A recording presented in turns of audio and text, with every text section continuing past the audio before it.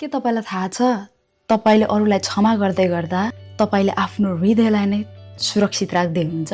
Hello, अभिवादन, जय मसी, म एना। मत्ती 6:14 भन्छ, किनकि तिमीहरूले मानिसहरूका अपराध क्षमा गर्यौ भने तिमीहरूका स्वर्गमा हुनुहुने पिताले पनि तिमीहरूलाई क्षमा गर्नुहुनेछ। येशूले यो किन भन्नुभयो? हिब्रू 12:15 भन्छ, ध्यान देऊ कि कुनै मानिस परमेश्वरको अनुग्रह प्राप्त गर्नदेखि वञ्चित नहोस्, ताकि तितोपनाको जरो उम्रेर आइकन त्यसले फुट नल्याओस् र धेरैजनालाई अशुद्ध नपारोस्। कसैले तपाईलाई तपाईको हृदय दुखाइदिन्छ, तपाईको विरुद्धमा पाप गर्छ भने त्यो बिउ तपाईमा रोपिन्छ अनि त्यो रोपिएको बिउलाई तपाईले रोपिन दिने या नदिने, त्यसलाई फल फलाउन दिने या नदिने त्यो तपाईको जिम्मामा हुन्छ।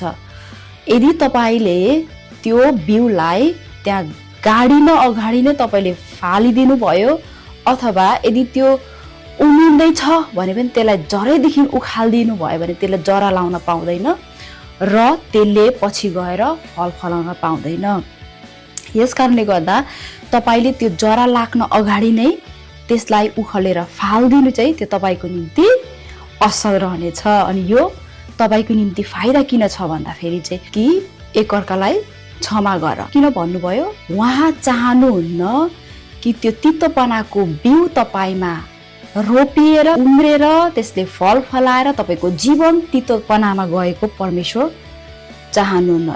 त्यस कारणले गर्दाखेरि चाहिँ जब हामी अरूलाई क्षमा गर्दैनौँ, तितोपनाले हाम्रो हृदय भरिन्छ। अनि तितोपनाले जब हृदयलाई हामीले भर्छौँ, अनि त्यो हृदयबाट परमेश्वरको प्रशंसा हुन सक्दैन, परमेश्वरलाई मनपर्ने काम हाम्रो जीवनबाट हुनै सक्दैन। यस कारणले गर्दा वचनले भन्छ, सबैभन्दा बढी तिमीहरूको हृदयलाई सुरक्षित राख।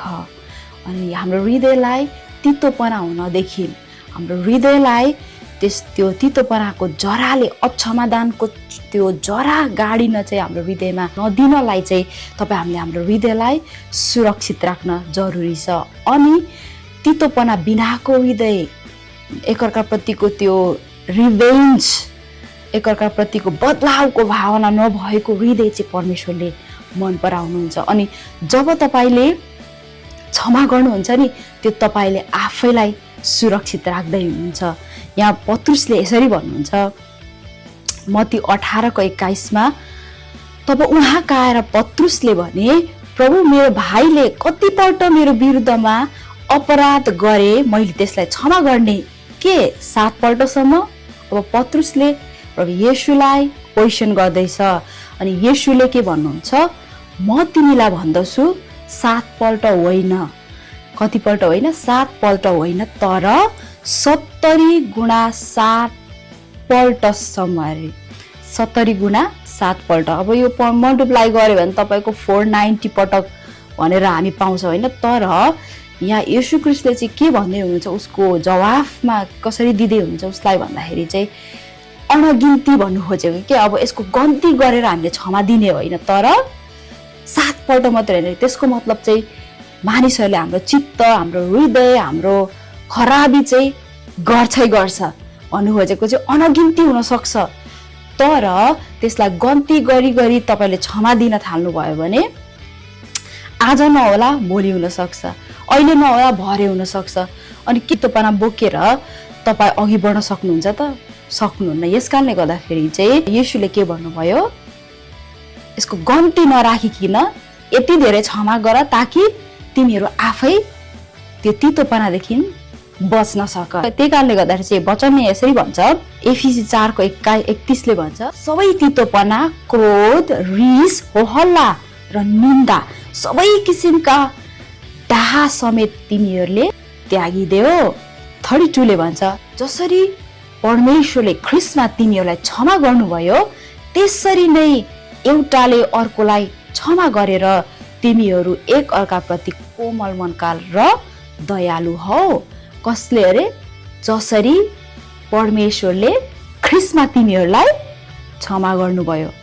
अनि कलसीको पुस्तकले पनि यही भन्छ, जसरी प्रभुले तिमीहरूलाई क्षमा गर्नुभयो त्यसरीले एकअर्कालाई क्षमा गर। अब परमेश्वरले ख्रिस्टमा हामीलाई कसरी क्षमा गर्नुभयो? हामी त राम्रो मान्छे थिएन, हामी त पापमा बेचिएको भन्छ होइन, हाम्रोबाट कुनै पनि राम्रो कुरा निस्किन्थेन पावलले भन्नुहुन्छ।